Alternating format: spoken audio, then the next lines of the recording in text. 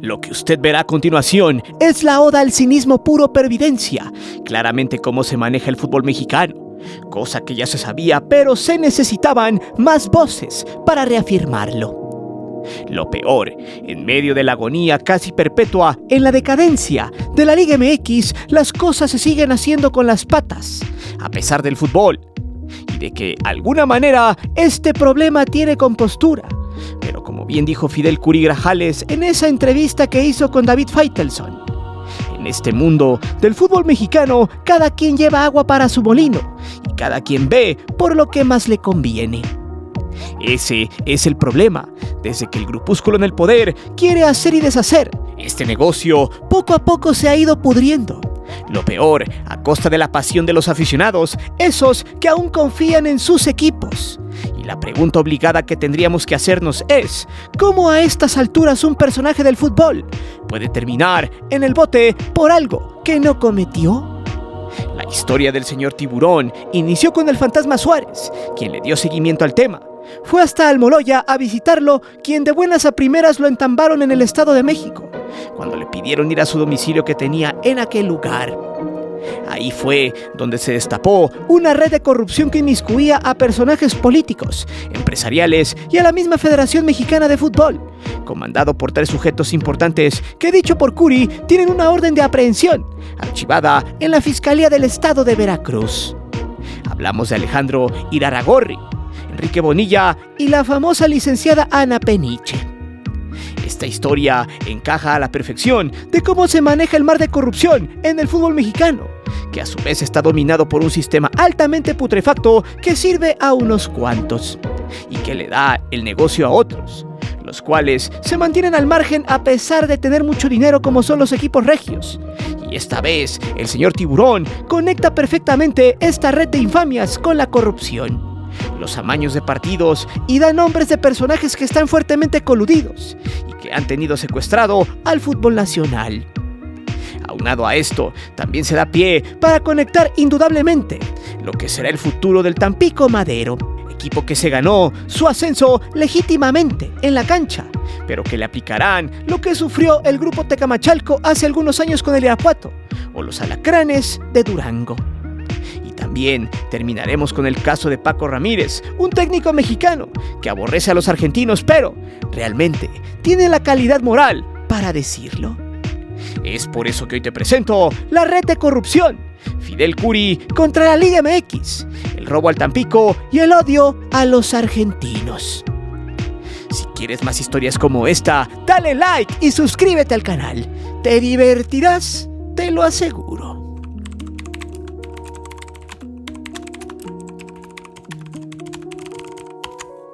Ponga usted mucha atención, porque la entrevista que tuvo Fidel Curi Grajales con Faitelson nos da las últimas piezas del rompecabezas para entender cómo está altamente echado a perder el sistema del fútbol mexicano. De entrada, Fidel Curi apareció en escena con David Faitelson, dio su versión de los hechos que encaja perfectamente con la siembra de culpa sin pruebas sobre una deuda con Arrendadora Azteca, una de las N número de empresas del usurero Salinas que existen en México. Algo muy común en el sistema de justicia mexicano, el cual está más torcido que la mente de la Mataviejitas. Curi fue entambado por una supuesta deuda que tenía con Arrendadora Azteca. Sin embargo, se le comprobó que esa deuda estaba saldada con la venta de 4 jugadores cuando desmantelaron al Tiburón. Uno de ellos era Sebastián Jurado, que terminó en Cruz Azul, y otro, el Puma Chávez, que llegó en ese entonces con el Necaxa de los Tinajero. Pero que la idea de la Federación, Grupo Orlegui y empleados de Salinas Pliego era no solo sacar de la jugada y del fútbol a un personaje incómodo como Curi, sino que la idea era doblarlo y llevarlo hasta las últimas consecuencias. Todo esto dicho por él, por lo que se le encontró la forma de reventarlo con el sistema de corrupción que hay en el Estado de México, el cual se saltó varios protocolos y violó otros, como el tema de que nunca le probaron culpabilidad y sobre todo le pusieron un brazalete que por la calidad del delito no ameritaba. Lo trataron casi como un delincuente clase 1 en los 13 meses que estuvo en Almoloya. Pero preguntémonos, ¿por qué demonios un tipo dueño de un equipo de fútbol en la Liga MX terminó en la cárcel de manera injusta, solo para hacerlo a un lado? ¿Qué hizo de mal? Si bien Curi no es una perita en dulce, ¿por qué lo metieron a la cárcel sin comprobarle nada? Tanto así, que terminó fuera de esta por la falta de pruebas después de 13 meses. ¿Acaso esto no es una aberración legal? Curi explicó algunas cosas y respondió parte de esas preguntas. Una de ellas fue que quien lo quería hundido en la basura era Alejandro Irarrágorri, quien años atrás le había vendido un jugador lesionado rompiendo los códigos de ética dentro del gremio. Pues para deshacerse de él, tuvo que, mediante la corrupción, obtener un aval médico que nadie quiso darle. Sin embargo, movió sus influencias con la licenciada Peniche, quien fue la que se lo firmó indebidamente, para justificar su venta. ¿Cómo una licenciada otorgaría un certificado médico? La respuesta es corrupción. La licenciada Ana Peniche fue recompensada por la federación al mandarla a la FIFA como representante mexicana ante el TAS. Sin embargo, cuando le preguntaron a Curi por qué seguía en una pelea contra un ente altamente poderoso, como el sistema que manda en la Liga MX, lo primero que contestó fue por mi familia. Se metieron con ella. Y es que Curi Grajales comentó que en su momento, antes de que lo metieran al bote, su hijo fue blanco de una orden de aprehensión e intimidación. Y además, su familia era vigilada por presuntos hostigadores que trabajaban para la gente de la federación, como Grupo Orlegui y Grupo Salinas. Eso fue lo que lo encendió, por eso peleó y porque según él nunca les tuvo miedo. También se destapó el tema de los amaños de partidos que estuvieron volcados en su contra en muchas ocasiones, pues según Curi Grajales, tiene documentos y audios de Edgardo Codesal cuando era presidente de los árbitros, donde aceptaba que le habían jugado chueco a su equipo en los partidos por órdenes de arriba. Y eso sinceramente es muy grave, porque si eso le hicieron a Curi, ¿qué no podrán hacer cuando una empresa de apuestas es la que patrocina toda la liga? Lo peor, no faltará que apliquen la vieja confiable de los dueños de la pelota inmiscuidos en el caso, que digan lo siguiente textual: ¿quién le va a creer a un tipo que estuvo en la cárcel y que es una fichita? Sería increíble que a estas alturas, así como está el fútbol mexicano de decadente, haya gente que se ponga del lado de los nefastos Orlegui y Salinas. Sin embargo, la cosa no quedó allí. Fidel Curi sentenció que el fútbol mexicano está lleno de corrupción, que cada quien jala agua para su molino y que es muy probable que en la junta de dueños estos se tapen las espaldas, cambien los estatutos y digan que el máximo que cada dueño puede tener son 2 equipos, y así se justificaría la multipropiedad, la cual hasta cambiaría de nombre, normalizando completamente esta marrullería y sacándola de contexto con el tema de el rescate de las plazas más importantes del fútbol mexicano es gracias a la benevolencia de los empresarios. Una especie de si nosotros, los clubes no pueden sobrevivir, abogando a la supuesta inversión para tener mejores jugadores, cantera y sobre todo espectáculo, algo que a leguas es una gran mentira. Y hablando de mentiras, Curi destapó lo que sabíamos, pero él le da fe a esto. Alejandro Irarrágorri es un empleado de Salinas Pliego. Eso ya lo habíamos dicho hace algunas semanas, pero lejos de eso, hay que puntualizar que es una mala persona y mentirosa, sin palabra, un tipo que es un experto en el hurto de cuello blanco. A estas alturas, algunos cuestionarán, pero ¿cómo Fidel Curi puede estar diciendo la verdad? Es muy simple. Cuando amenazan a tu familia en meterlos al bote y sabotearlos, ¿acaso no te jugarías tus cartas con la verdad para salir de este embrollo? Es la última opción de un tipo que no tiene nada que perder, pero sí mucho que ganar. Por eso Curi sigue en su batalla.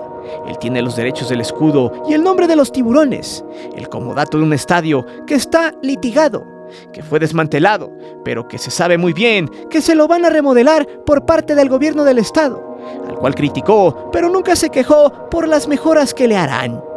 Incluso por ahí se supo que la inversión asciende a 400 millones de pesos, pero que Fidel Curi sugiere que era mejor derribarlo por la estructura que supuestamente estaba desgastada. Aseguró que volverá al fútbol, aunque sea una persona non grata, de alguna manera, directa o indirectamente, así como en su momento lo hizo el gordo cermeño con el León, donde se empinó a los pachucos con el tema del estadio. No dudamos que sea un caso similar donde Curi recupere un poco de lo que perdió, porque para que regrese el tiburón, él tiene la sartén por el mango. Pero preguntémonos una cosa, ¿realmente Fidel tiene las de ganar? En parte de su entrevista dijo algo interesante. Se metieron con mi familia, pero yo no lo voy a hacer con ellos. Yo sé cosas. De Alejandro tengo unas fotos por allí. ¿A qué se refirió con eso de las fotos? ¿Qué clase de fotos? Sería interesante saberlo pronto. La historia de Fidel y sus 13 meses en el bote emula lo que en su momento vivió Emilio Maurer, solo que este pasó varios años en la cárcel por desafiar al sistema. El empresario poblano llegó más lejos en los 90s y le arrebató a la televisión, el negocio y a su selección. La rearmó, pero al final fue traicionado. El poder tuvo que desembolsar mucho dinero con los jueces, con un mismo modus operandi que asegura Curi siguieron con él. Pues en la federación tenían la lista de los magistrados y jueces de distrito que son altamente corruptos. En realidad, el tema es totalmente sombrío y deja en la luz la basura que son las personas que se han adueñado del fútbol mexicano. Y pregunto, ¿por qué le temen a Fidel Curi? ¿Y por qué lo querían dejar en la cárcel? Seguro, este sabe muchas cosas que pronto saldrán a la luz, y eso puede ser la gran pieza del rompecabezas para acabar de una vez por todas con gran parte de los males que aquejan al fútbol mexicano. Pero te pregunto de una vez, ¿te gustaría que Fidel Curi nos acompañara en un debate PEC? Si es así, ¿qué le preguntarías tú? ¿Será este personaje la pieza clave para limpiar el fútbol mexicano? Lo que sí sabemos es que este señor tiburón tiene un as bajo la manga, haciendo alusión a la frase que dice: siempre tenle respeto a quien no tiene nada que perder. Y eso hoy es Fidel Curi Grajales.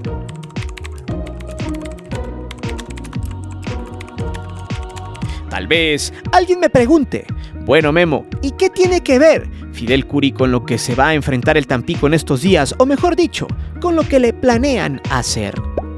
Bueno, hay una relación total. La entrevista de Curi dejó entrever otra de las razones por las cuales no hay ascenso y descenso.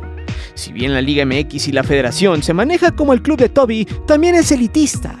No cualquiera puede entrar, porque no cualquier hijo de vecino puede saber sobre los tejes y manejes que hay dentro de ese grupo. Fidel fue uno de los últimos que logró entrar al sistema y que era ajeno a ellos.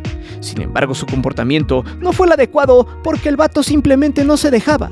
Era un tipo pocas pulgas y que muy regularmente se le veía en la cancha del Pirata en estado de ebriedad o en otras plazas del fútbol mexicano.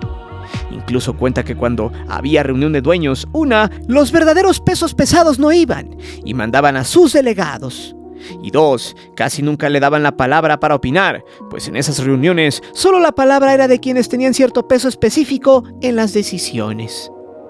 Bien, esta vez el Tampico se ganó la dicha de ascender a la División de Plata, donde no se gana nada, solo la dicha de jugar y ya.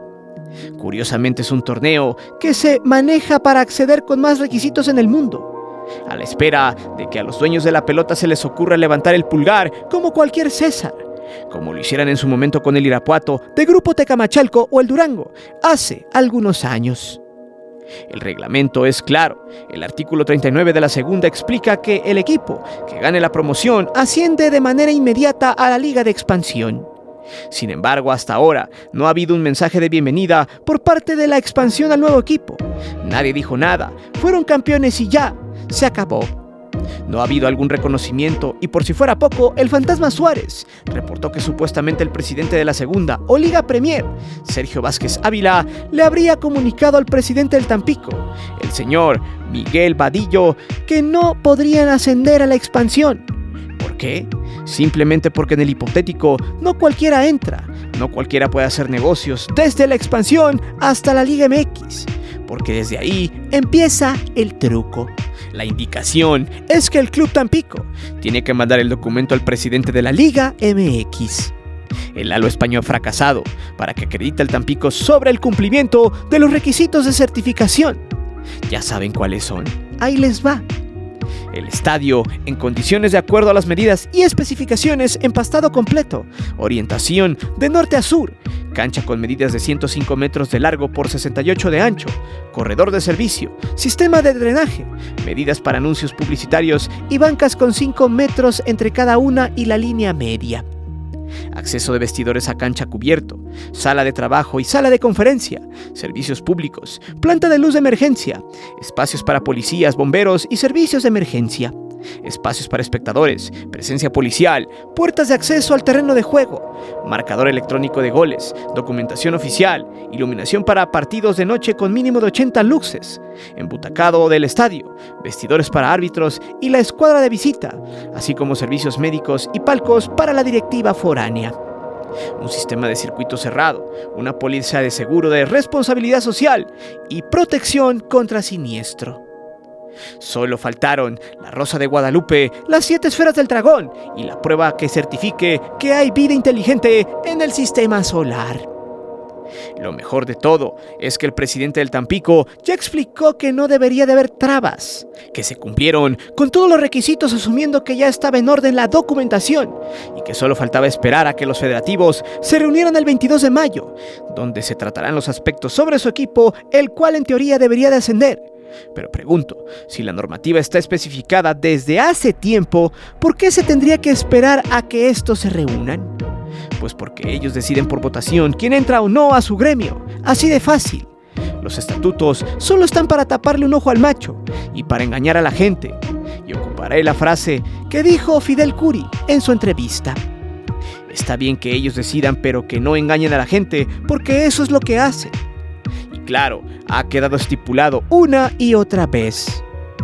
Lo peor es que quieren buscar resultados diferentes haciendo siempre lo mismo, sumado de las mañas y la corrupción en la que está envuelta el fútbol mexicano. El problema es que un grueso de la gente sigue creyendo en ellos, y ahora lo único que ha pasado es que un grupo quiere cambiar las cosas y medio hacer algo diferente. Pero, ¿qué consecuencias hay de que Tampico, por ejemplo, no ascienda a la Liga de Expansión? Aparte de lo que ya sabemos sobre la plaza y el engaño a la afición, también hay que tocar el punto de los futbolistas mexicanos, los jóvenes que vienen empujando desde abajo y que se ganaron el mérito de ascender de categoría. Ese talento se está afectando, ya no se cumple su proceso, pero sí el mismo principio de las canteras, las cuales solo aceptan a recomendados y personas que pueden pagar altos costos. Acá pasa lo mismo, pero a nivel grupal. Por ejemplo, una víctima de que no exista ascenso y descenso fue el jugador salmantino Abraham El Chabelo Vázquez, que debutó en 2019 en la Copa MX ante Chivas vistiendo la casaca de Correcaminos. Sin embargo, poco le duró el gusto, pues en ese año se dictaminó que cambiarían las reglas. En aquel entonces el delantero de 24 años tuvo que deambular en la Liga Premier hasta conseguir su segundo ascenso a la Liga de Expansión. En su momento, fue un prospecto desechado por el sistema y se perdió en el camino. Lo mismo podría pasarle quizá al defensa central de 23 años, Emanuel Rivera, quien diera el gol del ascenso al Tampico. Este joven salió de las básicas del Toluca, también militó en Juárez y con el Irapuato en su momento.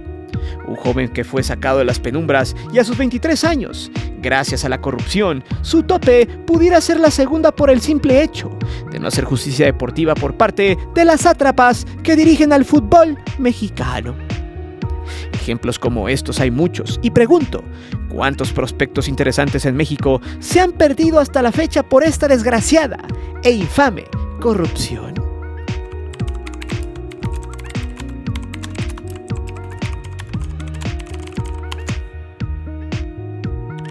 Al terminar el partido entre Celaya y el Morelia, apareció una escena digna de una función de lucha libre. Paco Ramírez, totalmente dominado por la frustración e impotencia de la derrota, fue a buscar a Norberto Scoponi, y cuando estuvieron cara a cara el mexicano soltó un cachetadón loco guajolotero, que le volteó la cara, meneándole las ideas al auxiliar argentino, quien salió corriendo por patas al ver la situación. En pocas palabras, se arrugó. Obviamente el entrenador del Celaya lo iba persiguiendo y a su paso se agregaron algunos jugadores. Incluso uno de estos le metió el pie para que azotara en el pasto. La escena fue digna de la calentura después de un juego de fútbol con su pequeña dosis de amenaza. Paco Ramírez luego se disculpó en la conferencia de prensa. Dijo que estaba decepcionado de su equipo, que no tuvieron corazón y que no había cumplido con las expectativas de la afición. En la parte de Scoponi señaló: en la vida hay códigos muy valiosos y creo que Scoponi no tiene códigos y estoy harto de estar lidiando con todos los argentinos en México, que les damos valor y no les damos el valor al mexicano. Sin embargo, es un hecho que en México poco o nada se apoya al talento mexicano, pero algo no cuadra en sus declaraciones. Porque Ramírez se ha beneficiado mucho de los entrenadores del Cono Sur. Por ejemplo, La Volpe fue el que lo integró al cuerpo técnico de la selección mexicana. En Puebla fue asistente de Pablo Marini para la temporada 2014-2015. Un año después estuvo con el equipo de Gustavo Costas con los rojinegros del Atlas. Y por si lo anterior no fuera suficiente, también estuvo con Marcelo Gómez en el Godoy Cruz de la Liga Argentina. Probablemente está fastidiado de ellos porque ha vivido mucho tiempo a la sombra y como un simple asistente. De hecho, es posible que de tanto convivir con este tipo de entrenadores le haya aprendido algunas marrullerías. No hay que olvidar que hace algunos años tuvo un altercado contra el jugador estadounidense Frankie Hejduk en el arranque del hexagonal rumbo al Mundial de Sudáfrica. Otra situación penosa fue cuando un aficionado le aventó un vaso con líquido por la espalda. Esto se dio en el 2021 cuando fue entrenador del Tepatitlán. Y en esta parte se admite que a veces la afición es brava. Por su parte, Norberto Scoponi no es una perita en dulce. Es un tipo impertinente, un cuchillito de madera, y hay suficientes elementos para considerarlo una persona detestable. Por ejemplo, su prepotencia quedó exhibida cuando le dio un par de cachetadas a un reportero en pleno aeropuerto, y todavía le dijo lo siguiente: "No te pongas a llorar, pavote". Otra raya más al tigre fue cuando su familia estuvo involucrada en un escándalo de reventa de boletos. Pues cacharon a su hijo vendiendo boletos de Zona Hospitality para los partidos del Tri contra Polonia en $2,100 y los del partido contra Arabia Saudita en $1,000. Asimismo, es importante señalar que el auxiliar argentino fue captado por las cámaras aventando cremas en el partido de la vuelta de la semifinal. Se desconoce si la seña del producto de gallina fue para la banca del Celaya o para la afición, pero esta imagen donde aparece viendo hacia el campo y tirando cremas lo retratan como una persona cobarde, marrullera y chillona, porque Scoponi estuvo muy salsa contra el periodista completamente inofensivo, pero se le hizo agua a la canoa contra un colega encabritado, y este solo corrió asustado. En el recuento de los daños, nos topamos con dos conclusiones. Por un lado, es lamentable que este tipo de situaciones sigan siendo el pan de cada día en el fútbol mexicano. Tanto los jugadores como el cuerpo técnico no saben perder, pero les falta mucho para aprender cómo se gana de forma caballerosa. Sobre todo se exhibe la calidad humana de las personas que dirigen y forman a los jugadores en el fútbol mexicano, sin importar la división. Y finalmente, se le tiene que conceder a Paco Ramírez que el fútbol mexicano sigue maravillado por lo argentino. Obviamente existe un tema de promotores e intereses donde los pamperos salen ganando. Pero en el tema de calidad, habría que revisar y cuestionar qué tan exitosos han sido estos entrenadores, pues en los últimos 20 torneos, solo 5 argentinos han sido campeones. Mohamed en el 2014, Almeida en el Clausura 2017, nuevamente Mohamed en el Apertura 2019 y Diego Coca en el Apertura 2021 y Clausura 2022. Este resultado no justifica que los técnicos argentinos tengan más oportunidades y sean favorecidos en el fútbol mexicano. Pero bueno, estamos más que acostumbrados a que el negocio siempre pesa más que el nivel futbolístico. Además del amiguismo y la paciencia cuando alguien viene a dirigir o a jugar desde el Cono Sur, aunque sean unos piles petardos en la cancha o en el banquillo. Dejando de lado a los jóvenes o al talento mexicano que opta por estudiar la carrera de director técnico, que en México no sirve para nada. Pero dime, ¿es Fidel Curi Grajales la pieza fundamental para cambiar al fútbol mexicano? ¿Se le hará justicia al Tampico Madero? Son los argentinos, no todos aclaro, los que son parte de la baja de calidad en el fútbol nacional. Déjame saber tus respuestas aquí abajo. Recuerda que aquí leemos siempre en los comentarios. Si te gustó el video, compártelo con tus amigos y no olvides de suscribirte al canal y de activar la campana de notificaciones. Mi nombre es Guillermo Antonio. Nos vemos hasta la próxima.